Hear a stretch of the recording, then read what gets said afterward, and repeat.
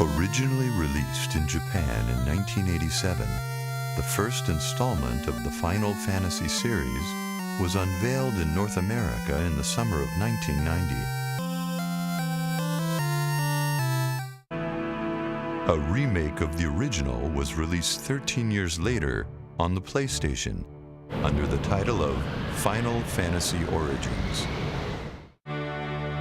Players assumed the role of the Warriors of Light, stepping out into the vast wilderness on a quest to restore radiance to the world's 4 darkened crystals.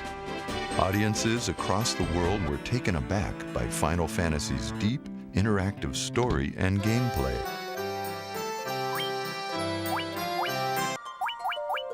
Along with naming their characters, players were allowed to assign them classes: warrior, monk, thief, white mage, black mage, and red mage were all available to choose from. While further along in the story, players were given the opportunity to attain advanced classes. Battles took place within a side view window displaying both monsters and party members. However, what truly set Final Fantasy apart from other role-playing games of the same era was the detailed battle animation. On-screen graphics would vary depending on what weapons a character had equipped or what magic spells were cast.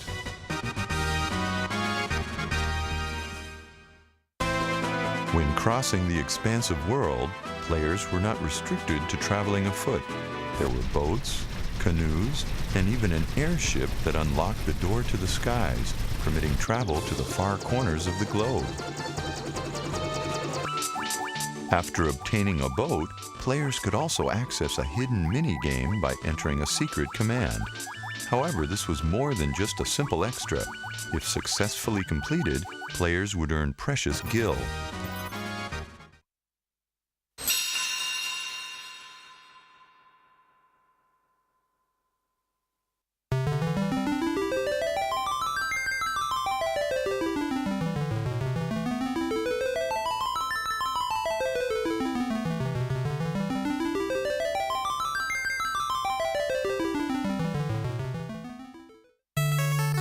Most players outside of Japan consider Final Fantasy II as a sequel to Final Fantasy. However, that was in fact the 4th game in the series. The actual Final Fantasy II, originally appearing on the family computer in Japan, would not see release in North America until Final Fantasy Origins in 2003.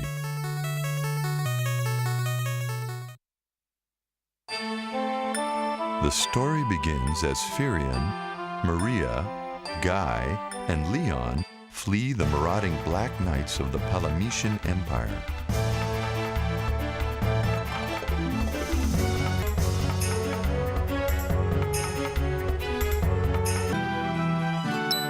They soon meet a resistance struggling against the Empire's tyranny, and so set out on a quest to restore peace to the world.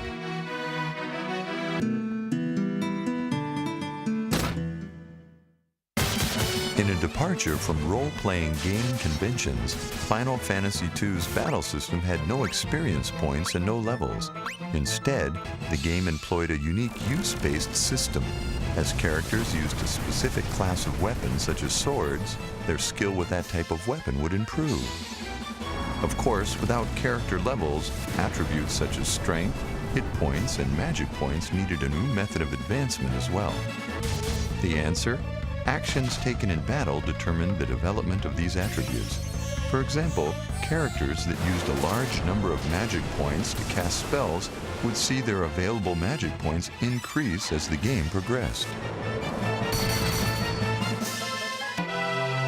Final Fantasy II's innovations extended even to character interactions. During conversations, occasionally key words would appear. These could be memorized and then discussed with other characters to advance the story.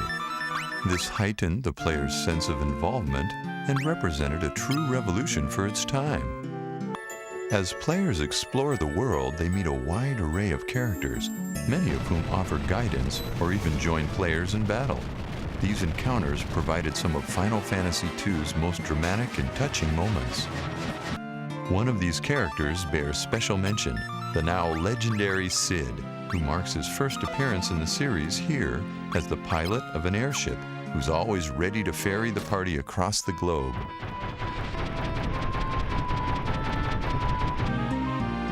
Though the world was vast, players had many choices when deciding how to get around. The canoe and boat made their return and were joined by a snowcraft to cross the icy fields of the north. The airship too made an encore appearance, but the list wouldn't be complete without what has become a hallmark of the series, the Chocobo. A game of many firsts, the Chocobo also made its debut in Final Fantasy II. Much more than an easy way to get from point A to point B, this lovable yellow bird has become the de facto mascot of the series.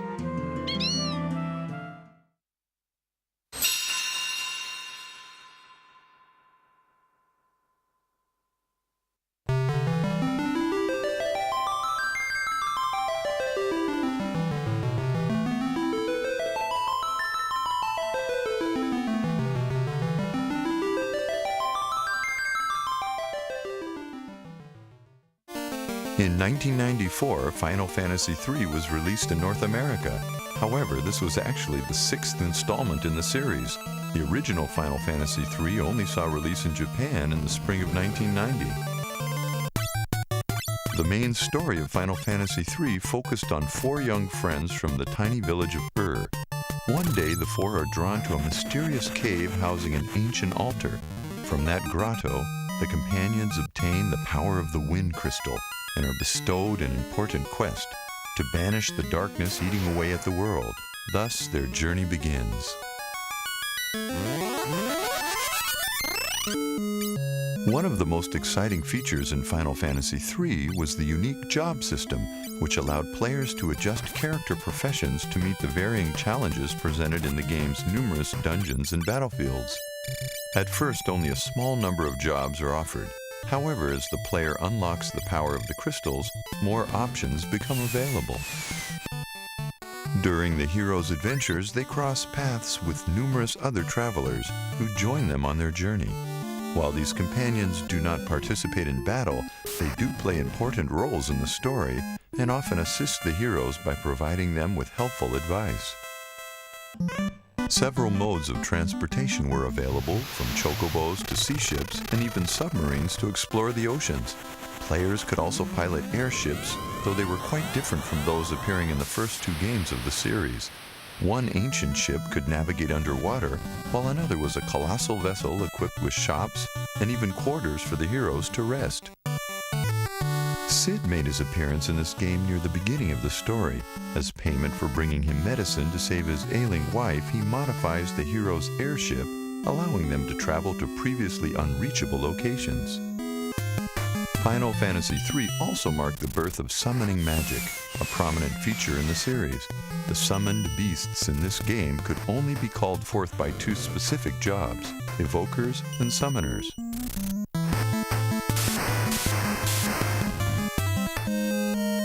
Packs for the summoned beasts could be purchased in stores or obtained after defeating the powerful entities themselves.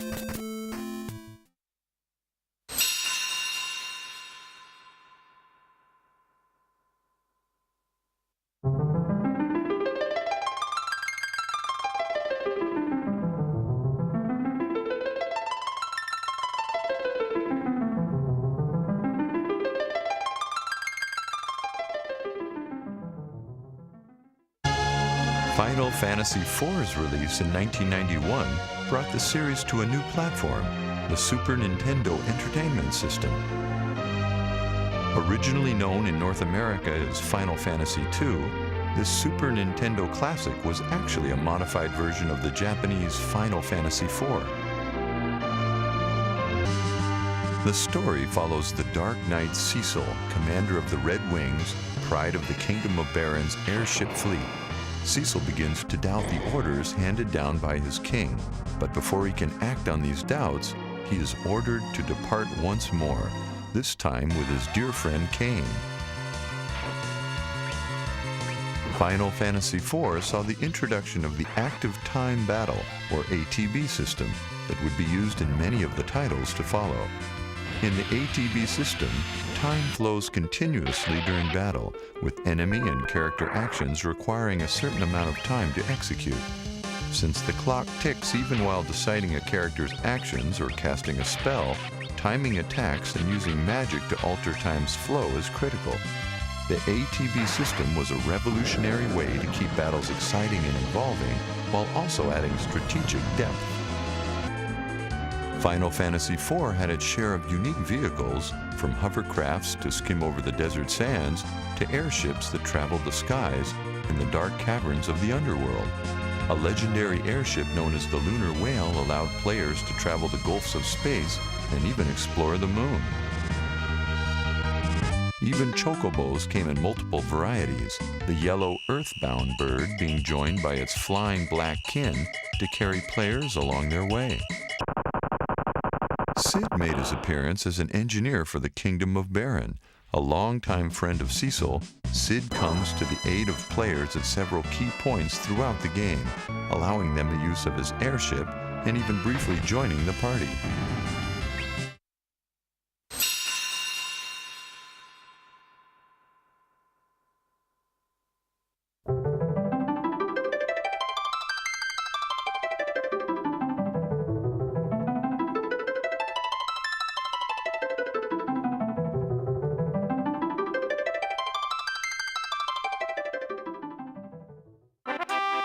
Though not released in North America for the Super Nintendo Entertainment System, players had the opportunity to experience Final Fantasy V in Final Fantasy Anthology for the PlayStation.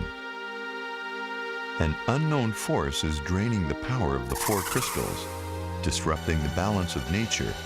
The future of the planet is uncertain until the arrival of a lone hero. The story of Final Fantasy V revolves around a young traveler named Bartz and the people he meets along his journey. Final Fantasy V used the same active time battle system introduced in Final Fantasy IV. In addition, this game also revived the job system that originated in Final Fantasy III. However, this time each job had special abilities that could be acquired by spending ability points obtained after defeating enemies. These abilities could be used in conjunction with other jobs, allowing players to fully customize their characters. In Final Fantasy V, players could travel by boat, airship, even wyvern, with each of these being tied directly into the storyline. The ever-popular Cid made his appearance with his grandson Mid, as the two assist Bartz in modifying his airship. And of course, what would a Final Fantasy game be without chocobos? The lovable yellow steed appeared in this installment as Bart's faithful companion and played a role as important as any party member. However, one of the most impressive characters from Final Fantasy V would have to be Gilgamesh. While a ruthless enemy, his amiable character and quirky persona has led him to become one of the most popular side characters in the Final Fantasy series. Finally, who could forget the cute, cuddly Moogles? Since their introduction in the Final Fantasy series, these adorable little animals have charmed players across the world.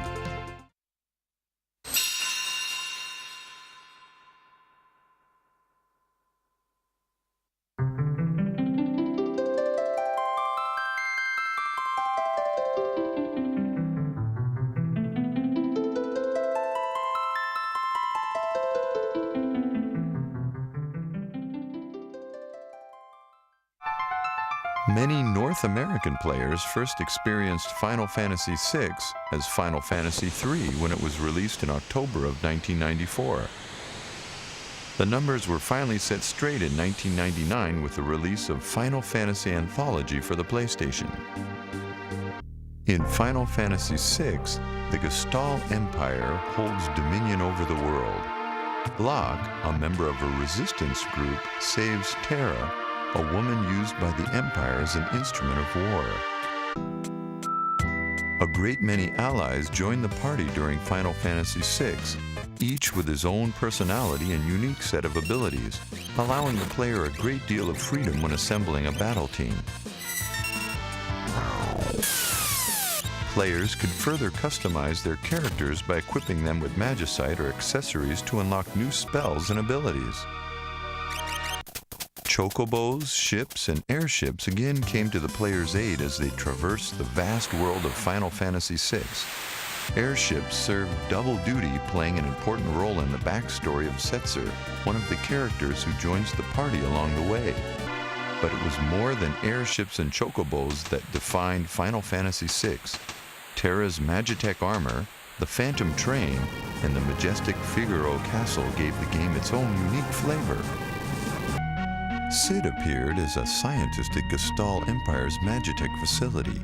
Here he raised Celes, a knight who rebelled against the Empire's evil ways. Though he doesn't provide the party with an airship, his appearance is heartwarming and memorable.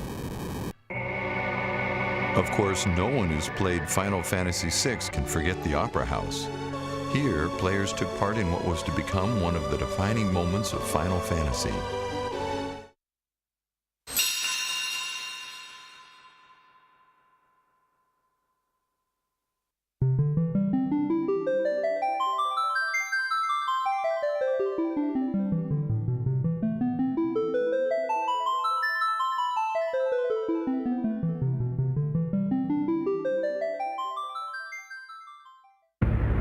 Originally released in Japan in January of 1997, the title hit North American shores 8 months later in September.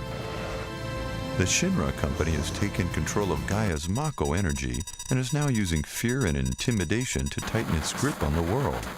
The story begins when Cloud joins a resistance group as they attack one of Shinra's Mako reactors.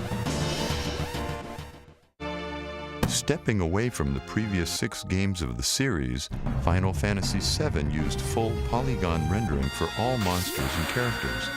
The move from 2D to 3D was a giant step for the series, sending shockwaves through the gaming community.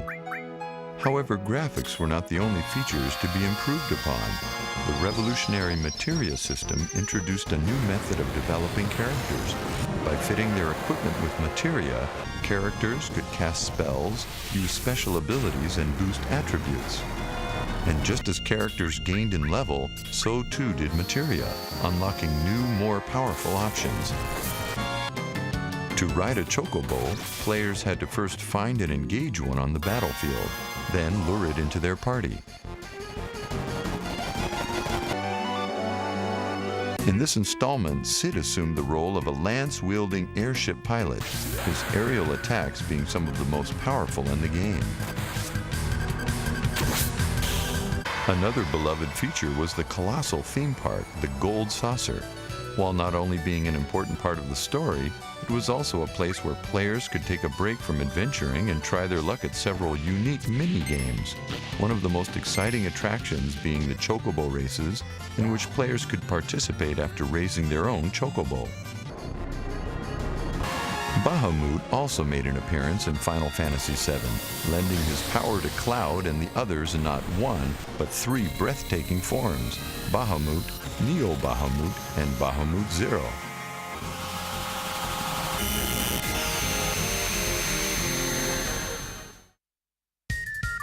Final Fantasy VII has inspired a number of spin-offs. Advent Children continues the original story of Cloud in a feature-length, CG-rendered movie. Dirge of Cerberus follows the exploits of Vincent Valentine in a high-paced third-person shooter.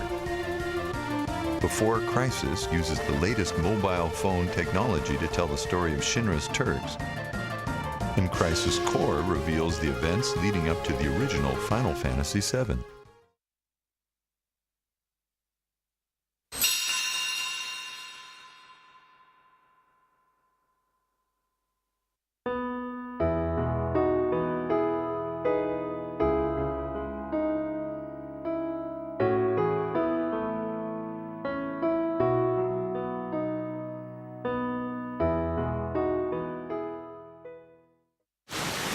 The second Final Fantasy title for the PlayStation was originally released in Japan in February of 1999, with the North American localized version debuting later that year. The adventure begins at Balamb Garden, a futuristic training facility for young mercenaries. It is here that one of the cadets, Squall Leonhardt, learns of an evil force threatening the world and sets out on a journey that takes him beyond the boundaries of time. For the first time in the series, characters were designed in proportion to their surroundings. This allowed players to take part in an adventure more visually realistic than any they had ever experienced. Several dramatic new features were also introduced in Final Fantasy VIII, one being the Junction system. Characters were joined with various beasts known as Guardian Forces. Over the course of the game, the Guardian Forces would grow and obtain new abilities. Another new feature was the draw system.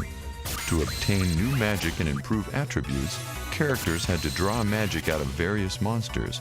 This complemented the traditional method of collecting experience points to develop a character. These two systems helped breathe new life into the often tedious task of leveling characters. In addition to the main hero, a second protagonist known as Laguna played an important role in the game's progression. By unraveling his story, players were able to take part in a grand tale. The airship appearing in Final Fantasy VIII was the Ragnarok. Not only a vehicle used to carry players across the world, the Ragnarok was also the stage for several of the game's important events. Chocobos again showed up as a convenient form of transportation, and by hooking up a pocket station to their console, players could participate in a chocobo digging minigame. Cid assumes the role of Balamb Garden's headmaster, and while he does not join Squall and the others in battle, he often appears to guide them on their journey.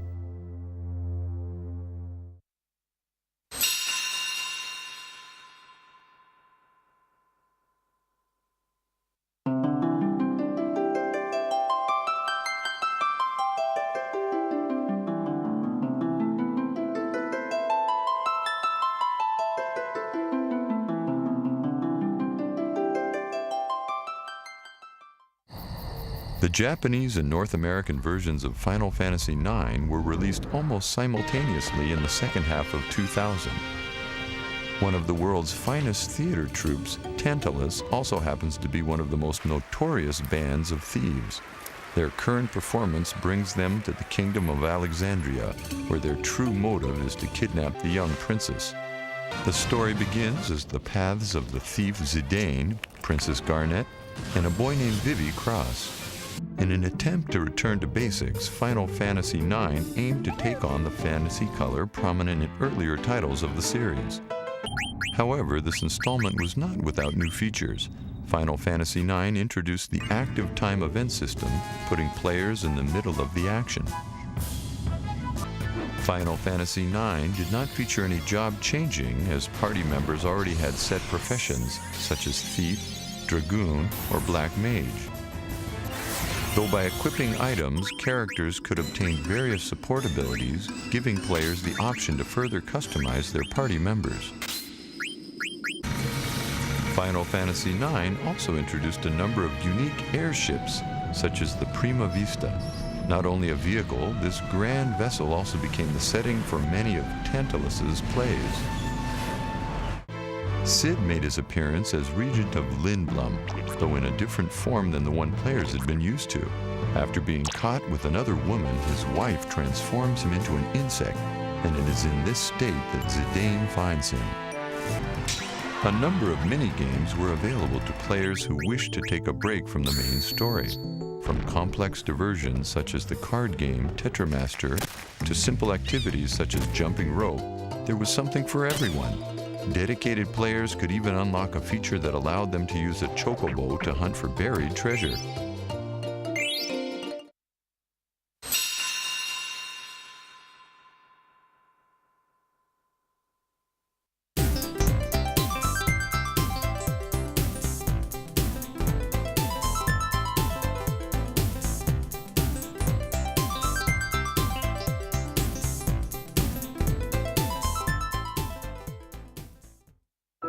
Released for the PlayStation 2 on July 19th of 2001 in Japan and December 17th in North America, the move to a new platform saw a tremendous leap in graphic and sound quality. Final Fantasy X was the first game in the series to include voice acting and detailed facial animation, bringing the series to a new level of interactive entertainment. Promise! The story revolves around Tidus, a famous blitzball player who is pulled 1,000 years into the future by a mysterious force. Departing from the active time battle system used since Final Fantasy IV, Final Fantasy X introduced the conditional turn-based battle system. This new system allowed party members to be swapped in and out during battle and lended the game a distinctly strategic feel. Players used the sphere grid to acquire new spells and abilities, allowing them to develop their characters as they liked. Players no longer traveled across a stylized world map, but instead moved from one intricate location to the next. Even so, the Chocobo was still a welcome way to speed the party's journey. This time, Cid appears as the leader of the desert-dwelling Al Bhed. He pilots an airship and is also the father of Riku, one of the lead characters. He's always there to lend the party a helping hand, and without him, the story wouldn't have been the same.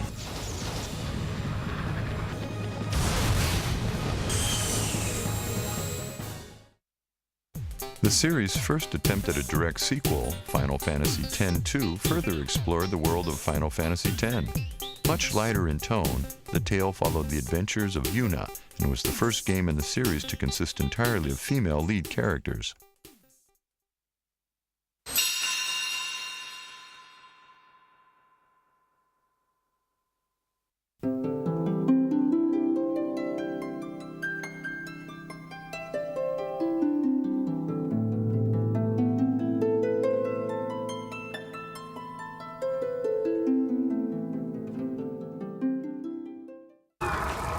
On May 16th of 2002, online service for the Japanese PlayStation 2 version of Final Fantasy XI began. Almost a year and a half later, the North American Windows version was released. By moving the series online, players from around the world on various systems such as the Xbox 360, Windows PCs, and the PlayStation 2 could join forces to battle evil in the ever-changing virtual world of Vana'diel. Simply installing the data onto a hard disk and downloading all necessary patches opened the doors to a vast multi-platform MMORPG adventure. Recently, a third expansion disc, Treasures of Aht Urhgan, was released, further expanding the world of Vana'diel. These expansions, combined with the regular version updates, show that Final Fantasy XI is much more than a static offline experience. It is a constantly evolving entity. Players start the game by creating an alter ego. There are 5 unique races and 3 different nationalities to choose from. While there's an enthralling main story that players may follow, Final Fantasy XI revolves around much more than that. Gameplay is founded upon the bonds created by players. Only an online game can offer the experience of partying up with living, breathing companions from locations across the globe. Ferries and airships can be found on Vana'diel. While riding these ships, players can fish, purchase items, or interact with other players. Chocobos are also available for rental, and players can even breed and raise their own. Moogles fall into a support role, helping players keep track of their items, change jobs, and tend their gardens. Cid is a master engineer employed by the nation of Bastux Metalworks, and is easily recognized by his goatee and apron. The popular character plays a large role in several quests and missions throughout the game.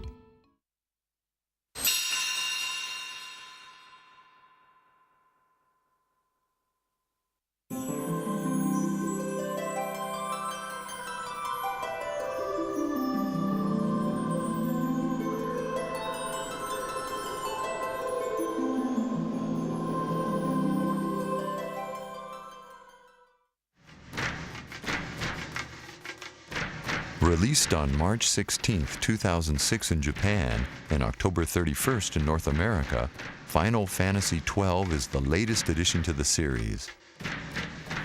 Set against the backdrop of the vast world of Ivalice, The story tells of war between empires and the hidden players that move them.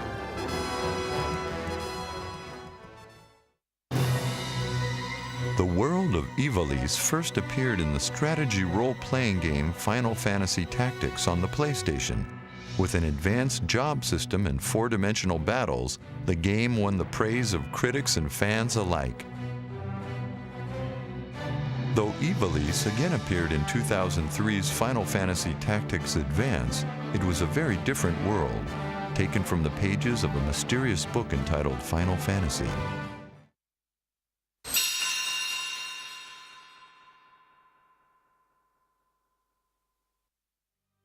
In May of 2006, Fabula Nova Crystallis, Final Fantasy XIII was announced.